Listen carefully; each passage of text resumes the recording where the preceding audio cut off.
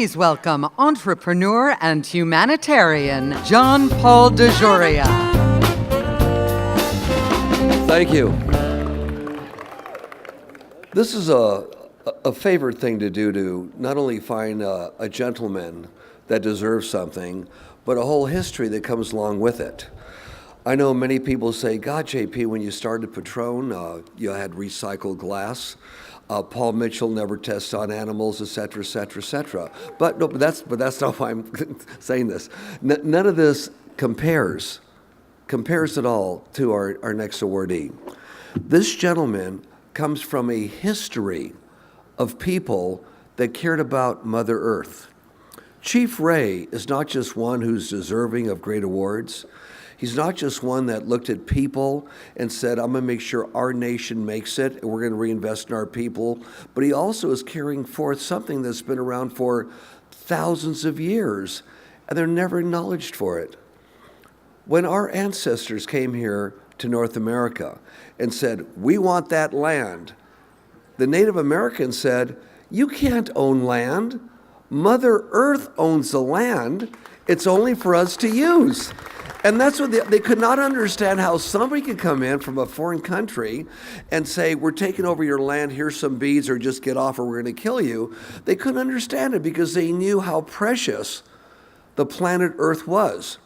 They knew the way they were brought up, that you must take care of Mother Earth, that Mother Earth is all of us. No one owns it. It's our job to take care of it. So as the various nations would move around, they would pick up everything behind them and leave no litter. Now this gentleman is extraordinary. Not only has he been to Harvard, but even started there with a professor to make sure that Native Americans could go there, other people could go there. The Oneida Native Americans are a nation, but they're a nation that represents many nations throughout our country and throughout the world. Nations that forever have been taking care of the planet, until a lot of our ancestors came along and really screwed it up. But yet this man continued on for his nation and for our nation, all peoples, to make sure that whatever they did was with sustainability in mind. Whether they had the Hard Rock cafes, casinos, or many other things they're involved with, how ecological can we make it? How can we make it sustainable? How can we give jobs to our people and other people that are also sustainable and make the planet the way it used to be when we were here before others came and screwed it up a little bit? With great pride, I introduce to you Chief Ray Halbritter. Ray? Chief Ray Halbritter, we present you with your Lifetime Achievement Award, sir, on behalf of you and many nations. All right, thank you, very kind. Thank you very much. Thank you.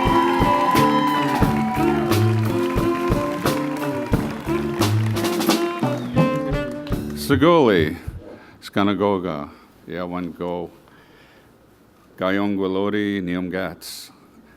I bring you greetings of peace from the Oneida Indian Nation to everyone gathered here tonight. Thank you for this prestigious award, and I'm most humbled and honored by this gesture. It has been my great honor to work with Debbie Levin and this amazing group for so many years. The work everyone in this room is doing, what they're doing is so important. We know that so much of the political debate and public policy discourse is shaped by the media's portrayal of environmentalism and conservation. And so making sure that media covers and publicizes scientific truths is absolutely critical to the future of this planet. And thank you, JP, for presenting this award. Getting to know you has been one of the highlights of my involvement with EMA. Your life story and your philanthropic leadership are truly inspiring. In getting to know JP, I've come to realize that we share a few similar life moments. We've both been homeless at one point, we've both faced enormous challenges, and we've both persevered through the hard times in the hope of bringing about a change in the world. He sold Patron, I quit drinking. This confirms a valuable life lesson that we are all so much more similar than different, and that great results can happen when we seek out those points of connectivity in other people. Since time immemorial, my people have valued the cause of environmentalism. Only we didn't call it environmentalism. It was and is instead an entire way of life for our people, because we are eternally rooted in the sacred homelands, our Mother Earth. We have known, as the Katsinas of the Oneida Nation put it, that we must protect the forest for our children, our grandchildren, and the children yet to be born.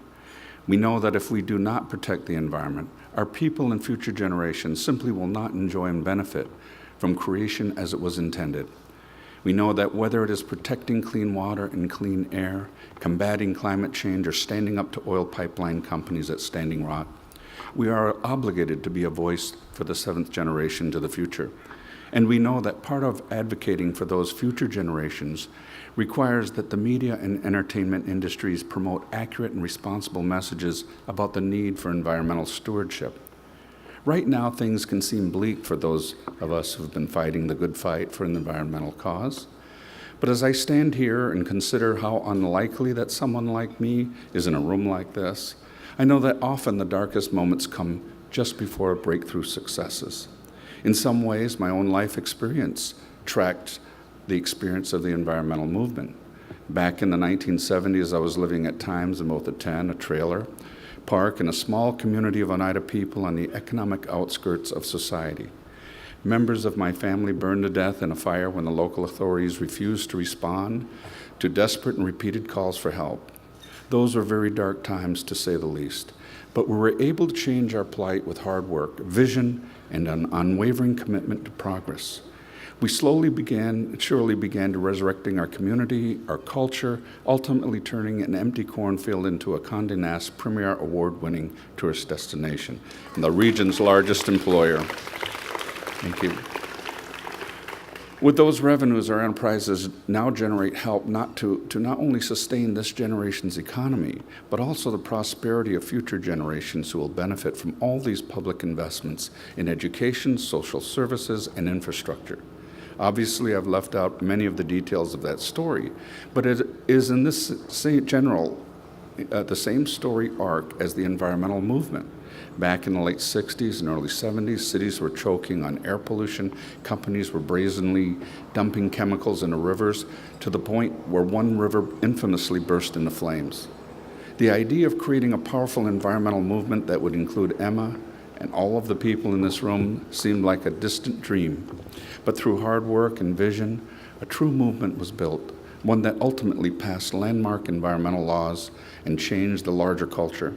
Even though things today seem precarious, we still see that progress from the routine activities like recycling and driving hybrid and electric vehicles from these efforts to spectacular things like massive solar electric projects and huge wind farms. In the renaissance of the Oneida Indian Nation, countless members of my tribe were in the frontline warriors in the fight for respect. Society didn't care about us and ignored us to the point where our people were left to burn to death. But we persevered. It's the same story of the environmental movement that we are all a part of. People in this place were among those who were the frontline warriors demanding that we respect this planet. Society did not care about the destruction being wrought and largely wanted to ignore the awful effects of a polluted ecosystem. But through groups like EMA and others, again, we persevered. Today, the policies coming out of Washington are deeply troubling to those of us who believe we must do more to protect our environment, certainly not less. We are seeing an unprecedented attempt to roll back the most basic environmental regulations. However, this assault on environmental protection would be even more devastating had the environmental movement not been working with the media and entertainment industries to educate the world about the dangers of ecological devastation. Books, TV shows, and movies from Erin Brockovich to An Inconvenient Truth have energized and motivated millions of people to deeply value the environmental cause and not sit idly by when environmental protections are gutted. We have so much work in front of us. But at moments like this, we must derive strength from the power of our own shared story. We must look back on how far we've come and see our own trajectory as a motivational parable about the value of persistence. As Frederick Douglass once said, power concedes nothing without a demand. We must celebrate our victories and understand the broader threats that we face. Tonight, I'm very happy to report that journalist Jenny Monet, who was improperly arrested last year while reporting on the Dakota Access Pipeline protest for Indian Country Today Media Network, was fully exonerated.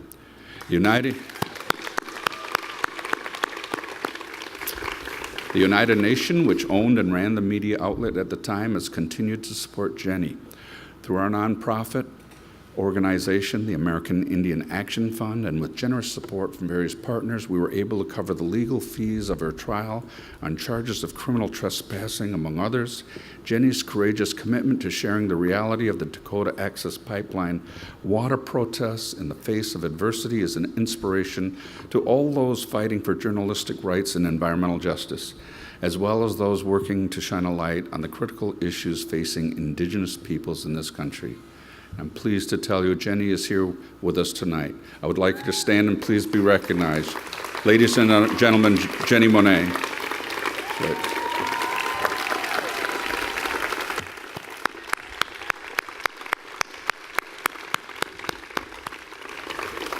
What happened to Jenny is not an anomaly. We must be vigilant in the face of state power with the support of a justice system being used to undermine our environment and our communities. Jenny represents everything EMA is about, and we are grateful for her courage. The seventh generation of our children yet unborn are counting on every one of us here to continue making our demands on behalf of our planet's survival. Together we must persist, and if we do, I know we can fulfill our moral obligation, not just for our generation, but for future generations to come, yet unborn. Dane.